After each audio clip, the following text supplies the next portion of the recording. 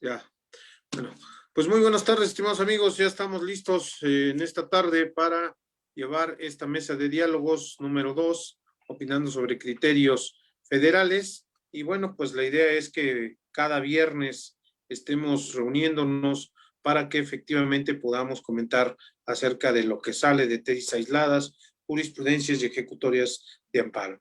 Está con nosotros el maestro Gonzalo Covarrubias Cepeda, distinguido abogado en materia de amparo, su servidor David Aboites, y lamentablemente todavía no se suma el maestro Óscar Armando Aranda Guerrero, que esperamos que se restablezca de salud muy prontamente y se encuentre ya con nosotros para venir a compartirnos también sus puntos de vista. Vamos a dar inicio a la sesión del día de hoy. Las tesis que fueron publicadas este 26 de febrero del 2021, pues bueno, hay varias interesantes que tenemos que comentar. Vamos a empezar con el análisis de las jurisprudencias que nos va a hacer el favor de compartir nuestro compañero, el maestro Gonzalo Covarrubias Cepeda. Adelante, maestro. Buenas tardes a todos. Buenas tardes a la barra de profesionistas en Derecho y peritos en Ciencias Forenses AC. Hay varias jurisprudencias que, bueno, nos llaman mucho la atención. Sin embargo, esta yo creo que retoma bastante, ahora sí que bastante importancia el día de hoy, porque se trata de la suspensión cuando hay un corte de agua que ya fue determinado. Es la tesis que se identifica bajo el número de registro digital 2.022.756, que fue publicada en el Semanario Judicial de la Federación el día de hoy y fue emitido por el Pleno en materia administrativa del Sexto Circuito, esto es, el Estado de Puebla. ¿Cuál es el título y el subtítulo de esta tesis? Servicio concesionado de agua potable, saneamiento, drenaje y o alcantarillado para uso doméstico. La medida cautelar concedida contra su suspensión procede sin exigirse requisito de efectividad alguno, para el efecto de que se otorgue el mínimo vital. Esta tesis es muy interesante y por lo que se me hace oportuno leer su texto. ¿Cuál es ese texto? De conformidad con lo previsto en la ley de amparo, el parámetro de control de regularidad constitucional conformado por los artículos 1 y 4 constitucionales, así como por el Pacto Internacional de Derechos Económicos, Sociales y Culturales y la Observación General número 15 del Comité de Derechos Económicos, Sociales y Culturales de las Naciones Unidas, que protegen el acceso al derecho humano al agua, al concederse la medida cautelar contra la suspensión del servicio de agua potable, saneamiento, drenaje y o alcantarillado de uso doméstico proporcionado por un particular concesionario, no debe exigirse ningún requisito de efectividad porque el acto reclamado está vinculado con los derechos humanos al agua y al saneamiento, de modo que, al suspenderse los servicios públicos relacionados con estos, se pone en peligro la vida, salud y otros derechos humanos que les son interdependientes. Además, cuando se decrete la medida cautelar por la suspensión del servicio de agua potable, saneamiento, drenaje y diagonal alcantarillado de uso proporcionado por un particular concesionario, el efecto de tal medida no puede ser para que no se suspenda el servicio público de agua potable, sino para que se le siga prestando, para que se siga prestando a aquel, pero de manera restringida. Esto es, que se le otorgue el mínimo vital, que de conformidad con lo determinado por la Organización Mundial de la Salud, corresponde a 50 litros de agua por persona al día en el supuesto de uso personal y doméstico. ¿Qué les parece? Entonces, aquí lo que se está haciendo, a lo que se está haciendo referencia es propiamente cuando se ordena el corte del suministro de agua y propiamente la suspensión del servicio que también contempla tanto el drenaje como el saneamiento. ¿Por qué es tan importante todo este punto de partida? Porque recordemos que el agua es un líquido vital más ahora en tiempos de COVID, porque cual más está utilizando el agua, el jabón, y necesita agua y jabón para poderse estar lavando las manos, para poderse limpiar, para poderse poner a limpiar inclusive su casa, en fin, bañarse, en fin. Hay muchas utilidades que tiene el agua. Entonces, Cuando hay un corte del suministro de agua derivado de la observación número 15 del Comité de Derechos Económicos, Sociales y Culturales de las Naciones Unidas, cabe destacar que el derecho al agua debe garantizarse cuando menos en su mínimo vital, que de acuerdo a lo determinado por la propia Organización Mundial de la Salud, como lo ha invocado el Pleno en materia administrativa del sexto circuito, corresponde a 50 litros de agua. Esto es que la suspensión, al momento de que se concede, no puede condicionar la medida cautelar al pago de una garantía o al pago de algún requisito de efectividad o inclusive al cumplimiento de algún requisito de efectividad, porque al ser el agua un líquido vital sin el cual el ser humano simplemente no puede vivir y también por obvias razones se pone en peligro la salud, la vida y por tanto la subsistencia humanas, es necesario que se garantice este derecho cuando menos en el mínimo vital. Este es un precedente que a mi juicio, doctora Boites, se me hace muy importante, sobre todo en tiempos de COVID. Sí, Gonzalo, y coincido contigo, efectivamente, a mí también se me hace un buen criterio. Lamentablemente, como decimos, bueno, una cosa es que esté aquí escrito y haya ya sido interpretada, y la otra es que en la realidad te la aplique, ¿no? Porque, bueno, normalmente llegan y te dejan, como decimos, un chorrito, y entonces, pues ese chorrito depende del número de habitantes que sea.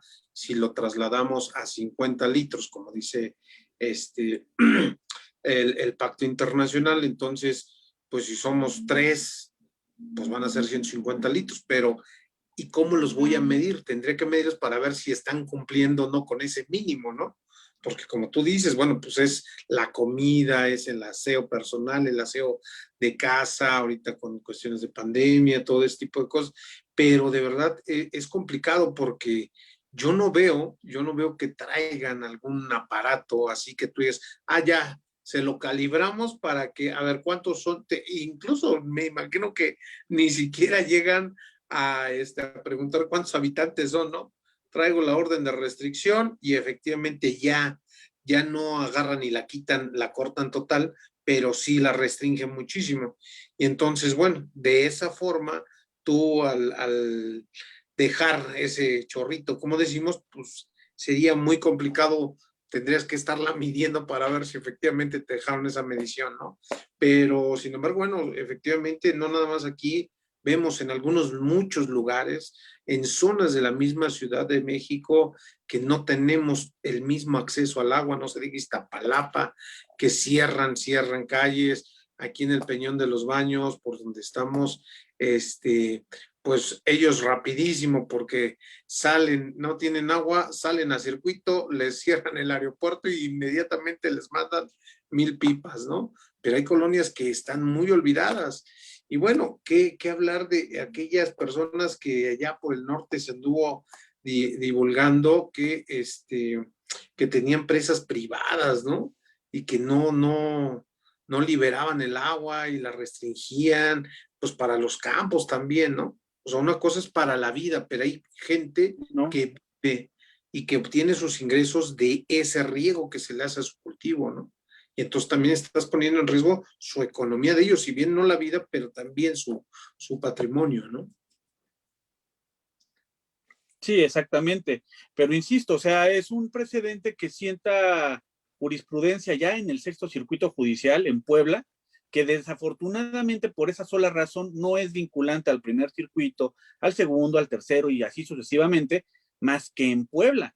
Sin embargo, insisto, es un buen precedente para dar inicio a este tipo de protección, sobre todo porque imagínense ahorita en tiempos de pandemia lo que implicaría que a alguien le suspendan este tipo de servicios. Sí, sí, Se sí, claro. colocaría en riesgo inclusive la vida. Entonces, de alguna forma, este precedente, insisto, es el parteaguas para muchos que seguramente existirán. Sin duda alguna, y bueno, precisamente cuando empezó esta situación, pues los consejos, y actualmente sigue, y es una forma buena de erradicar este COVID, estarse lavando las manos, pero si no tengo, pues ni para echarle agua al baño, pues de dónde voy a estar desperdiciándola, ¿no? es complicado. Pero qué bueno que existen este tipo de resoluciones y que, como dice, se vaya adelantando en este tema, ¿no? Sí, exacto. Exacto. Perfecto. Pues vamos a comentar ahora una tesis de las cuales salieron también publicadas el día de hoy, que les quiero compartir. Fíjense que me llamó mucho la atención esta tesis porque precisamente habla de las pruebas cuando viene un tercero extra juicio y trae pruebas en el juicio de amparo directo. Esta tesis es la que tiene de registro 2022-752, es una tesis aislada, emitida por tribunales colegiados en materia civil del primer circuito del 11º tribunal. Ya sabemos, a nuestro gran amigo Fernando Rancal Ramírez, gran estudioso del derecho, y bueno, no podía faltar su tesis aislada, que seguramente, pues bueno, vienen a clarificar más el área del derecho, sobre todo en la cuestión del amparo, ¿no? Lleva por título Pruebas en el juicio de amparo indirecto. Si las ofrecidas por el tercero extraño a la controversia de origen no son idóneas ni conducentes a la materia de debe rechazarse al no guardar relación con la litis. Hay veces que de repente, pues no, se fue como tercero extraño a esa controversia constitucional, no fuiste llamado, ¿no? Se llevó un juicio sin que tú estuvieras presente. Y de repente, pues bueno, te das cuenta ya cuando quieren ejecutar una sentencia o cuando ya estaba en procedimiento de remate, te das cuenta que hubo un procedimiento y nunca fuiste llamado a juicio.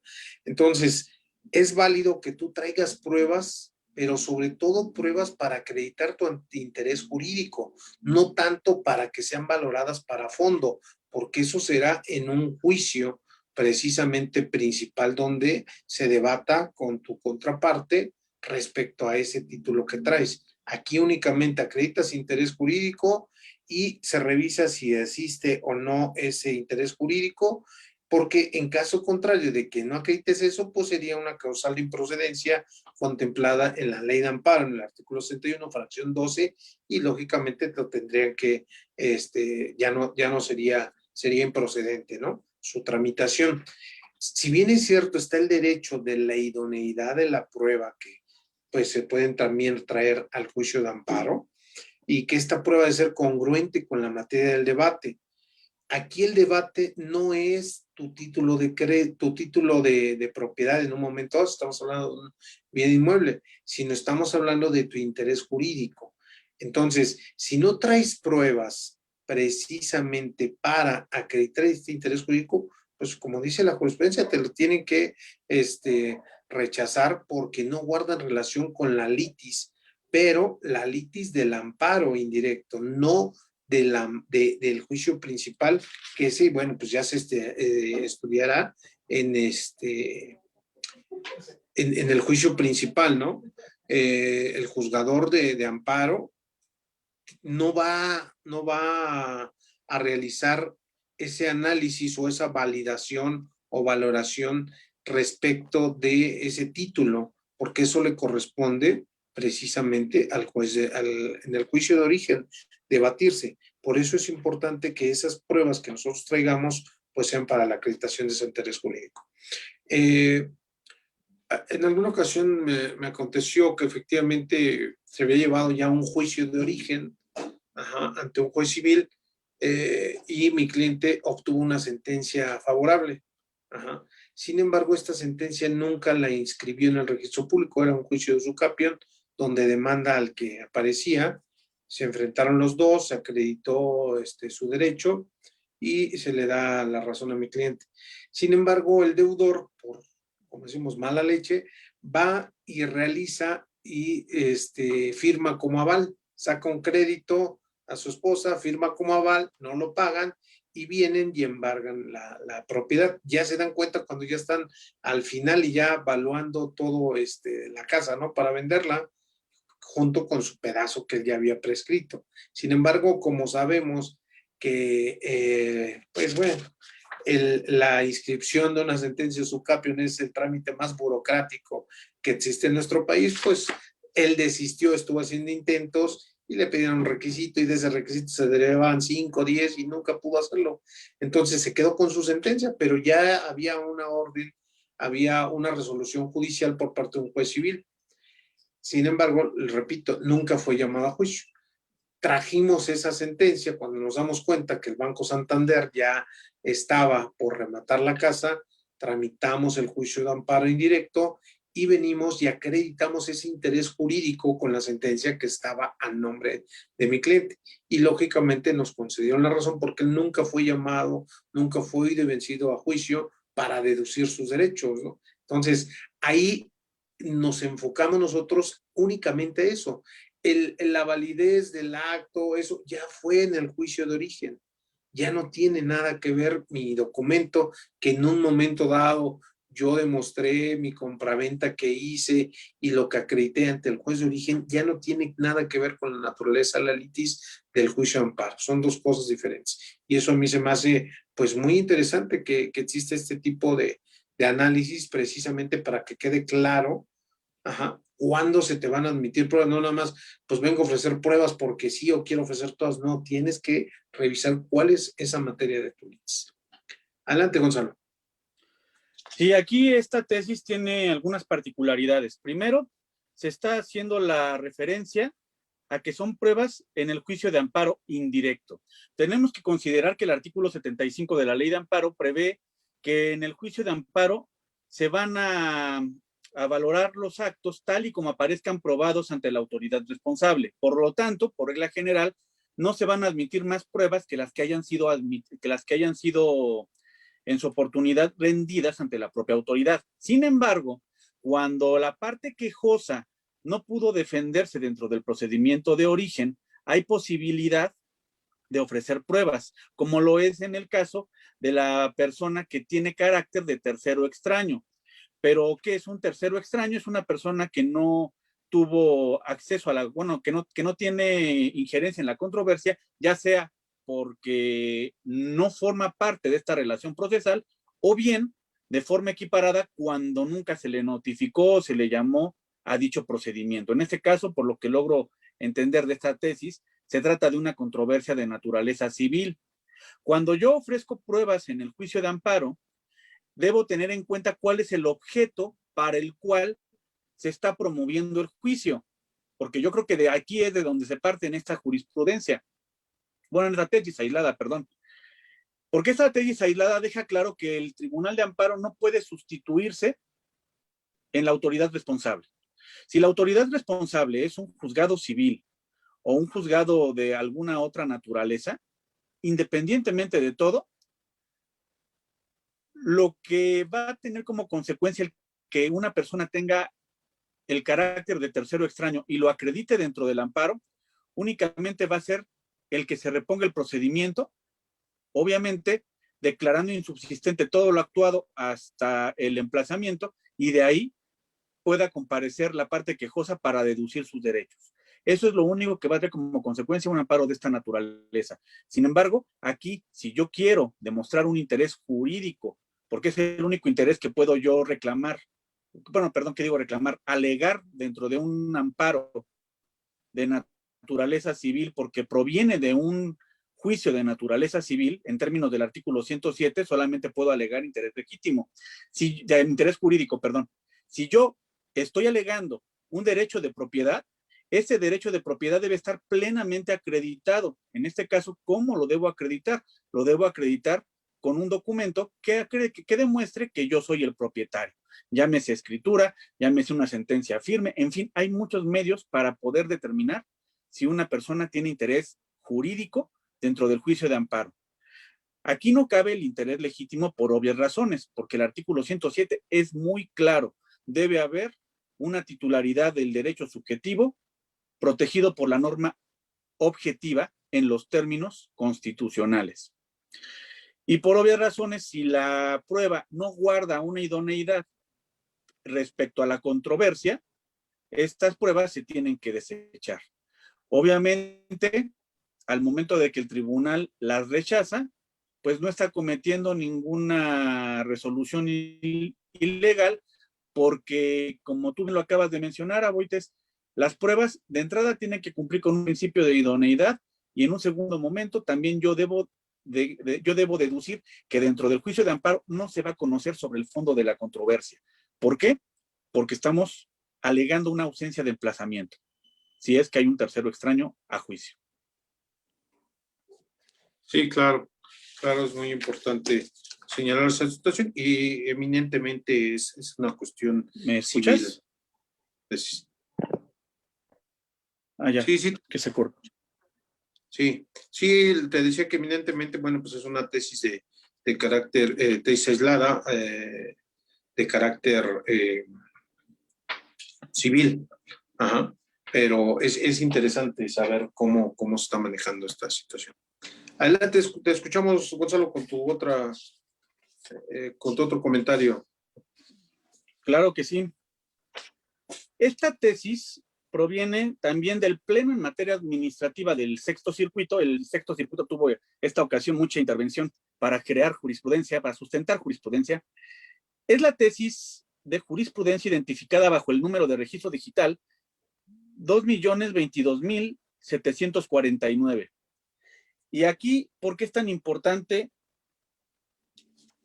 este criterio? Porque recuerden que el artículo 17 de la Ley de Amparo, en su primer párrafo, señala que el juicio de amparo, por regla general, se promoverá dentro de un plazo de 15 días, pero señala una serie de casos de excepción, como el que se prevé dentro de la fracción 3, que refiere que hay 7 años para promover el amparo cuando éste se promueve contra actos que tengan o puedan tener por efecto privar a un núcleo de población ejidal o comunal de la propiedad, posesión o disfrute de sus bienes agrarios. Es muy importante que tengamos esta tesis partiendo de esta perspectiva. ¿Por qué? Porque su título y subtítulo son los siguientes. Núcleo de población ejidal. Corresponde el plazo genérico de 15 días para presentar la demanda de amparo contra la resolución que declara procedente una jurisdicción voluntaria, porque el promovente acreditó que la asamblea le reconoció el carácter de ejidatario. ¿Por qué es tan importante que tengamos en cuenta esto? Porque se promovió un amparo fuera del plazo de los 15 días. Y dentro de este supuesto, ya no nos ubicamos dentro de la fracción 3 del artículo 17 de la Ley de Amparo. Entonces, si estamos en un supuesto de la jurisdicción voluntaria, no podemos asumir que tenemos 7 años para promover el amparo, sino debemos ser conscientes que nada más contamos con 15 días. ¿Por qué? Porque una jurisdicción voluntaria, pues solamente va a reconocer una situación jurídica existente, pero nunca va a tener como un objeto privar de la propiedad o de la posesión a un núcleo de población ejidal o comunal.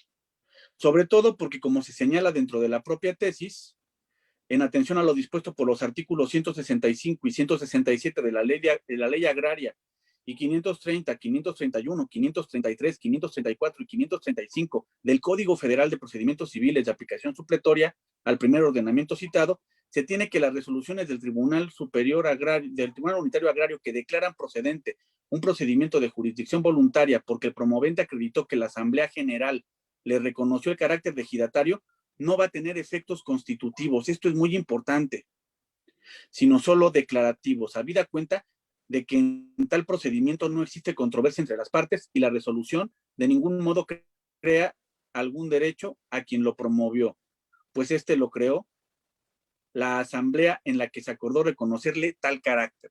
Hay que tomar en cuenta esto, porque si no hay una decisión que tenga por objeto esa privación o esa perturbación de estos derechos, sencillamente no vamos a poder estar en una posibilidad de promover dentro de los 7 años a que refiere la fracción 3 del artículo 17 de la Ley de Amparo. Es todo ahorita.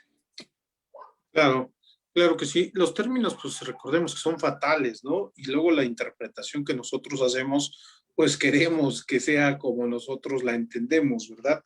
Y bueno, pues todos los que nos dedicamos al litigio, pues sabemos que una jurisdicción voluntaria no es una controversia, no es un juicio como tal, no genera de alguna forma un perjuicio a una contraparte, ajá, por eso es importante tener en cuenta que, bueno, precisamente es un trámite y lo que tú mencionabas de los efectos, no, solo son declarativos, no constitutivos y no pasan a esa afectación, ¿no? Por lo tanto, bueno, el hecho de que la Asamblea le haya reconocido el carácter de ejidatario, pues eso de ninguna forma le da la, la posibilidad de que pueda impugnar alguna resolución respecto de los 7 años que sí contempla el 17 en su fracción tercera, porque, bueno, pues recordemos que la cuestión ejidal es una cuestión de derecho social y que de alguna forma, bueno, también la ley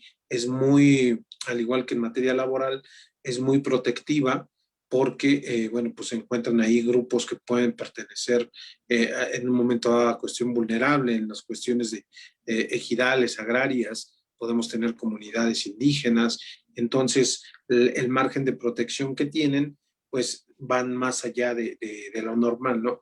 Pero, sin embargo, sí es claro, y yo estoy de acuerdo con este criterio, que pues el término, como decimos, se te venció, tu tiempo se acabó y es como querer dar ahí patadas de ahogado cuando no estás planteando bien porque no fijas de forma correcta cuál es la litis de tu juicio, ¿no? Creo que es acertada este criterio. Sí, muy acertado, diría yo. Sí, así es.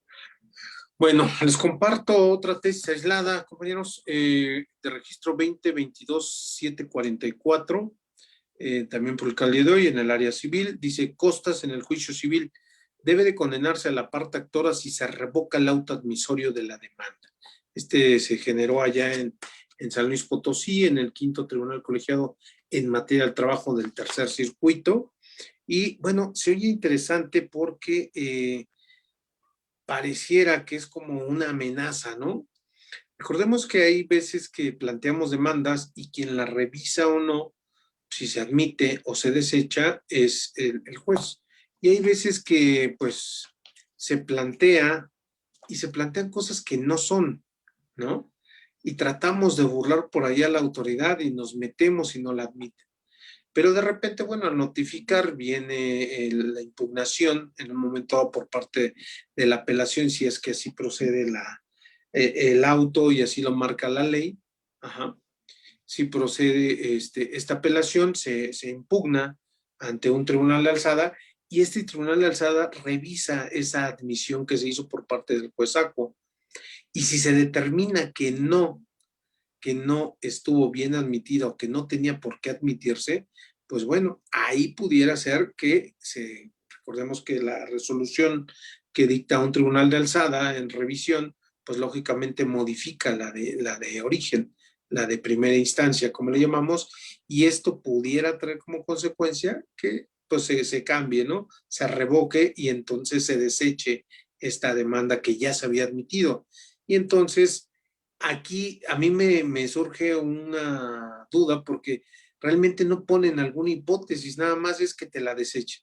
No es porque hayas actuado en forma errónea, como por ejemplo, perdón, errónea, de mala fe, como sí lo contempla el Código de la Ciudad de México en el artículo 140, el Código Procesal, donde sí trae varias hipótesis que precisamente, bueno, pues si te pones ahí en alguna de ellas, pues se puede dar esa condena, ¿no? Vienen 7 hipótesis en el 140 y aquí, bueno, ahora realmente también pongo a pensar, vamos a suponer que se da este supuesto, ¿no?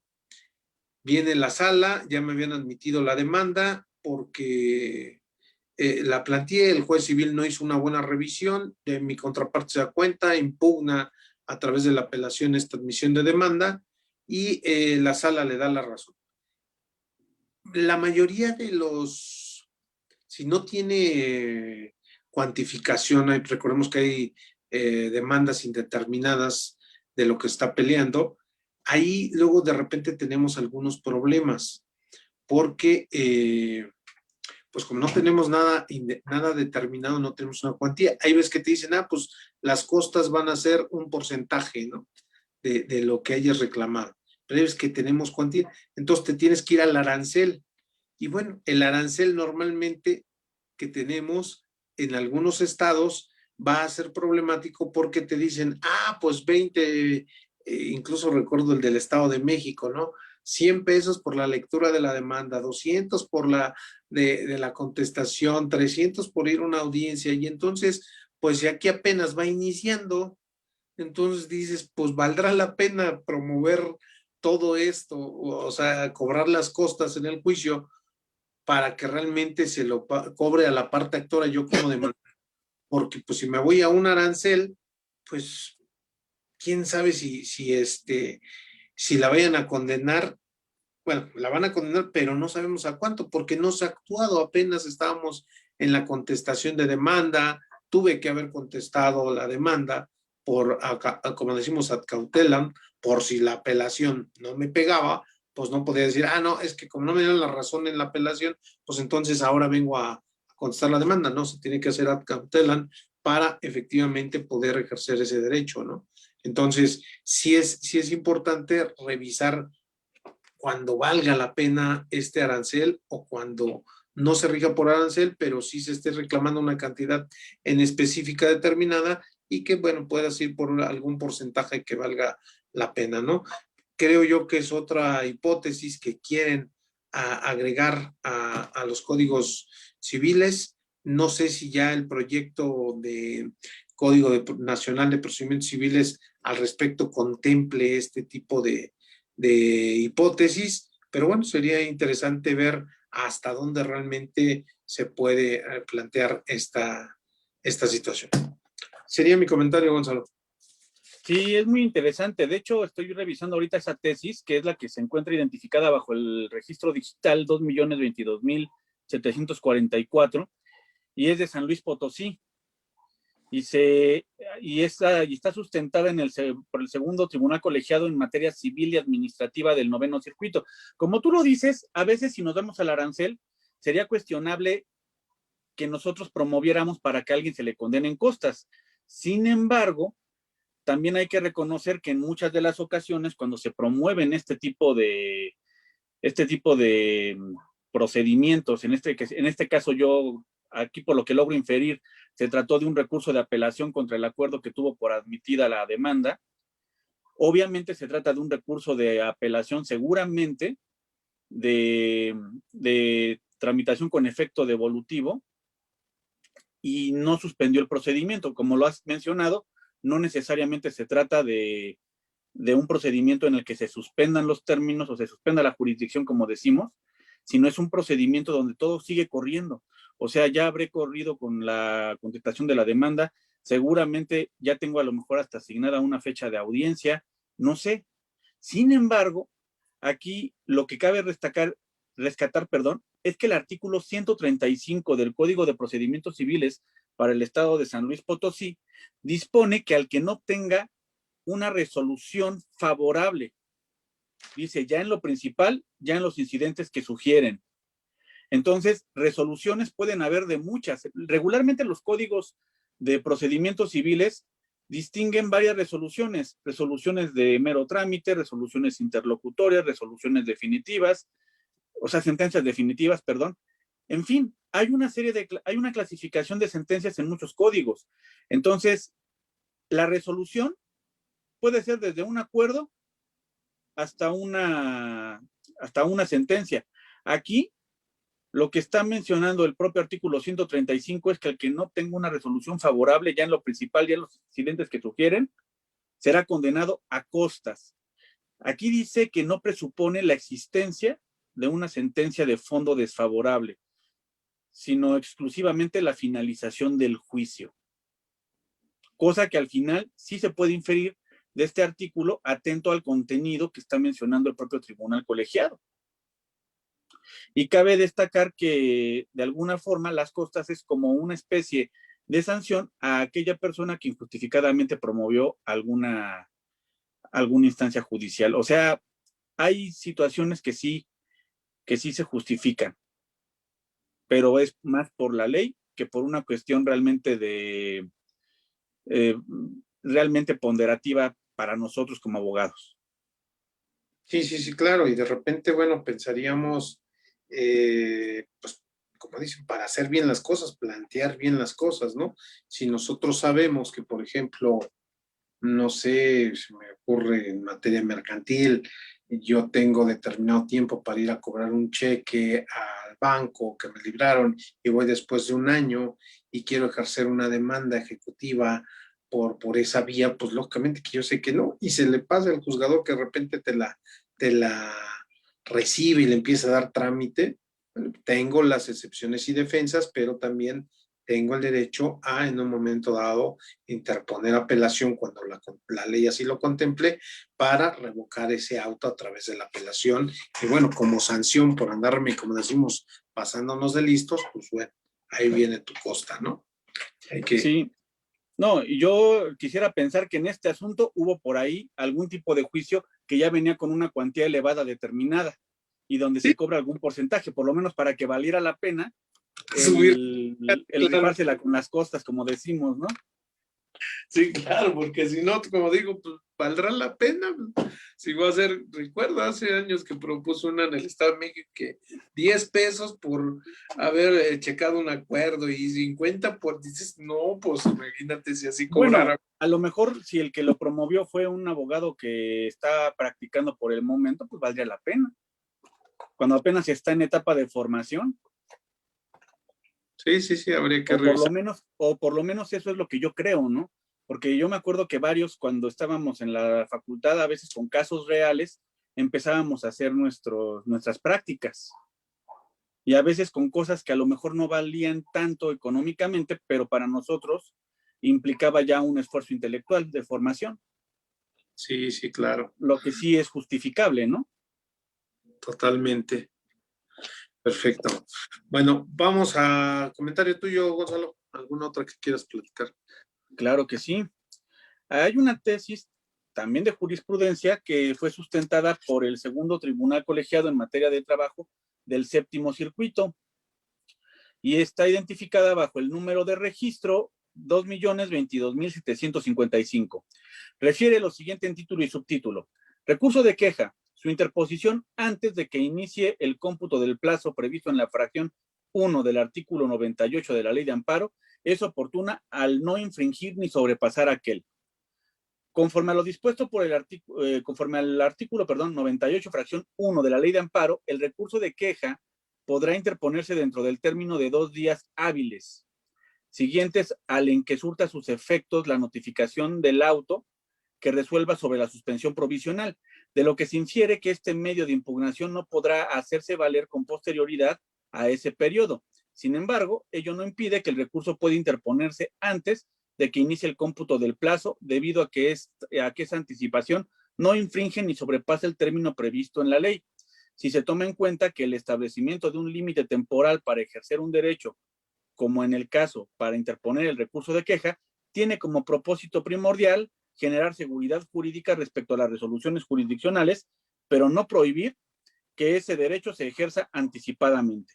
Esta tesis, de alguna manera, ya ha confirmado criterios que se han venido sustentando dentro del Poder Judicial de la Federación, en el sentido de que cuando hago valer un derecho dentro de los plazos de ley, o incluso, ¿por qué no decirlo?, antes de que me corra dicho plazo, es legal tenerlo por interpuesto. ¿Por qué? Porque no estoy afectando absolutamente nada. Y yo me acuerdo que había por ahí un criterio que, si no mal recuerdo, si no me falla la memoria, lo quiero aclarar, hacía la referencia al ofrecimiento de las pruebas testimonial, pericial e inspección judicial en el amparo. Y se hacía la referencia a que dentro de la ley de amparo, tratándose de la ley de amparo todavía de Lázaro Cárdenas de 1936, se hacía la referencia de que dichos plazos que se mencionaban dentro de la propia ley eran de 5 días previos a la audiencia constitucional, sin contar el día de la audiencia y sin contar el día de la presentación del escrito. Entonces, ¿qué pasaba si yo ofrecía las pruebas antes? Hubo por ahí un criterio que me llamó la atención, porque yo decía, bueno, se supone que si yo hago valer el derecho antes, pues lo único que debe pasar es de que me lo van a acordar en el momento oportuno, si es que me anticipé, o en su caso se va a ordenar todo lo necesario para que se provea respecto a dichas pruebas. Hasta ahí, ¿no? Pero resulta que en esa tesis decía que resultaba oportuno el ofrecimiento de las pruebas antes de que corriera el plazo de los 5 días. O sea, yo me imagino que va por este mismo canal esta tesis. Entonces, considero que el criterio está bien sustentado. Porque al final no está sobrepasando el límite. Lo más que va a pasar si es que hay un impedimento, simplemente se reserva el acuerdo hasta el momento en el que ya empiece a ser factible dicha emisión de resolución, pero no puede afectar en agravio del quejoso. Sí, pues, lógicamente hablamos de tiempos, ¿no? Aquí lo ideal es no pasarse del tiempo que se señala la ley para interponer determinado recurso o determinada acción, no pasarse, pero porque sabemos que trae preclusión de los derechos que en un momento dado se pudieron haber ejercitado, ¿no? Aquí el detalle, a mí se me hace algo así como cuando de repente tienes determinado tiempo para la objeción, ¿no? Que pues yo normalmente en lo personal realizo mi objeción desde que contesto mi demanda. Y muchos te dicen, no, no, porque no es la etapa procesal. No pasa nada, ya lo hice. Cuando venga el momento procesal, nada más apunto, que no se me vaya a pasar, decir, bueno, ratifico lo que ya dije y que se tenga por reproducido acá, ¿no? Pero vaya, o sea, no creo que rogue ningún derecho de, no, los tiene que exponer aquí, ¿no? Su objeción es aquí, pues ya está, ¿no? Sí, no, inclusive por esas razones, yo a veces en demandas de amparo donde ya lo que quiero es curarme en salud y que vean que lo que no quiero es chicanear el asunto, porque lo que nunca he querido es chicanear un asunto, desde la demanda a veces estoy ofreciendo ya testigos, por ejemplo, o estoy ofreciendo alguna prueba pericial o una inspección judicial, y lo hago no tanto porque no lo pueda hacer en el momento oportuno, sino simplemente lo hago para que se vea la intención de la expeditez que necesitamos para efectos del trámite, de esa necesidad del justiciable. Y a veces yo, de acuerdo a la tesis que te digo a Boites, le colocaba a mis escritos un texto que decía más o menos así, que solicitaba que se proveyera de inmediato sobre estas pruebas y para el caso de que su señoría considere que se puede solamente proveer respecto del plazo que se prevé dentro de tal artículo, ahora ya es, si no mal recuerdo, el 119 de la ley de amparo, se haga en ese momento procesal oportuno. Punto. Finalmente no se está agraviando a nadie y no se puede interpretar una norma en el sentido de menoscabar el derecho de una persona. Al contrario.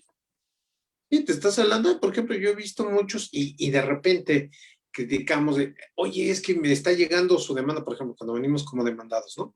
En su demanda ya te está poniendo las pruebas, ¿no? No, pues para que no se le pasen. Sí. Que no sabe, ¿no? No, pues digo, cuando la regla te pone, por ejemplo, en familiar, controversia el orden familiar, te dice que tienes que exhibirlas. Entonces, ¿qué te dice de demanda? Cuando vas a un proceso oral civil, cuando vas a un ejecutivo mercantil, pues ya sabes, ¿no? Pero en los ordinarios civiles o en los ordinarios mercantiles que de repente pues se tiene que abrir un periodo ofertorio, de repente ves el escrito, ¿no? Y dices, ay, caray, ya hasta trae pruebas, ¿no? Yo no creo que cause algún perjuicio. No va a haber pronunciamiento seguramente a ese respecto, porque no es el momento procesal oportuno, pero eso yo creo que no traería, como lo estamos comentando, ningún perjuicio porque pues todavía no han corrido términos, ¿no? Y si lo puedo hacer antes, no pasa nada. Exacto. Sí, porque finalmente estoy simplemente anticipándome a una conducta procesal. Sí, en este caso, de queja, pues tiene una temporalidad. Si lo hago yo inmediatamente, incluso todavía ni se publica, pero ya sé que, y a mí me urge, pues lo más rápido que pueda, ¿no? O sea, no.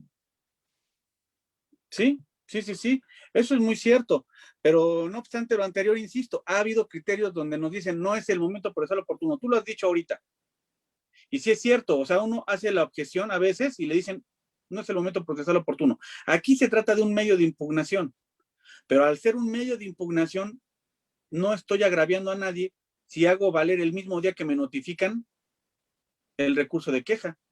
Es más, ahorita se da mucho ese fenómeno cuando nosotros vemos que dentro de los tribunales se copia y se pega, valga la expresión, el acuerdo dentro de la síntesis, valga este apuntamiento, que no es una síntesis, muchas veces es la transcripción, porque ya se trata de despresurizar a los órganos jurisdiccionales. Entonces, a veces ni siquiera me ha llegado el aviso para irme a notificar en 2 días, ni siquiera me ha llegado una notificación electrónica, pero yo ya me di por enterado del contenido a través de la página web de la lista del CICE, en el Consejo de la Judicatura, ya me impuse.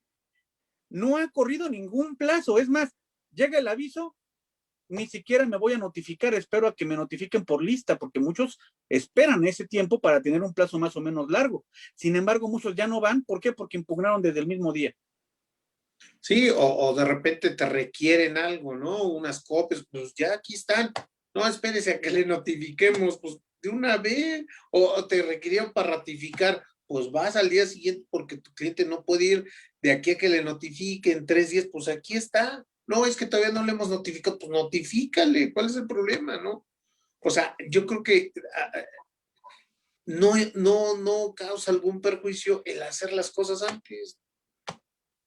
No, y aparte también recordemos una situación, que cuando se hace uno ya sabedor del acuerdo, pues ya no puede alegar la nulidad. ¿Por qué? Porque al final de cuentas uno está siendo sabedor. Claro. Ahora, por ejemplo, en materia penal o en materia, bueno, sobre todo en penal, porque en materia oral civil no hay recursos, pero en materia oral familiar sí hay recursos. En materia penal se da mucho que te dicen, y si la violación se da en ese momento la impugnas, ¿no? Si se dictó en la audiencia de forma oral, ahí mismo lo tienes que impugnar. Ya ni siquiera te dicen 1 o 2 días. Te dicen 1 o 2 días cuando se dictó fuera de audiencia, pero si es dentro de audiencia, como decimos en calientito y vamos a resolverlo, ¿no? Entonces creo que pues eso sería ideal, ¿no? El ir adelantando este tipo de cosas que son eminentes porque estoy manifestando alguna inconformidad a través de un recurso o que quiero actuar y pues creo que eso es lo bueno, ¿no? Sí, claro. Es que ahí es indiscutible. Eso es indiscutible. Recordemos que los derechos, o sea, cuando el procedimiento de alguna u otra manera tiene características de disposición de plazos, entonces yo puedo hacer valer en cualquier momento de ese plazo o dentro del lapso que rige dentro de la emisión de la resolución y el plazo que me conceden, cualquier conducta procesal sin que ello pueda generar algún perjuicio a las partes. Sí, totalmente de acuerdo, Gonzalo. Pues Gonzalo, Exactamente. Sí, de verdad sé que tienes un compromiso y no me gustaría ser ahí para retrasártelo. Vamos a dejarla aquí y de verdad, bueno, pues los invitamos a que chequen las demás tesis aisladas y jurisprudencias, que algunas de ellas, hoy salieron muy pocas, o sea, muy pocas, salieron varias de algunos circuitos del interior de la República, pero que de verdad son interesantes, ¿no? Nosotros lo que les traemos es compartir algunas que consideramos que nos llaman la atención y bueno, pues la idea es tratar de charlar un poquito con ustedes. ¿Sale, Gonzalo? Pues muchísimas vale. gracias, Gonzalo. Buenas tardes, estamos en contacto. Realmente Cuídate. estaremos en contacto. Te cuidas. Muchas gracias.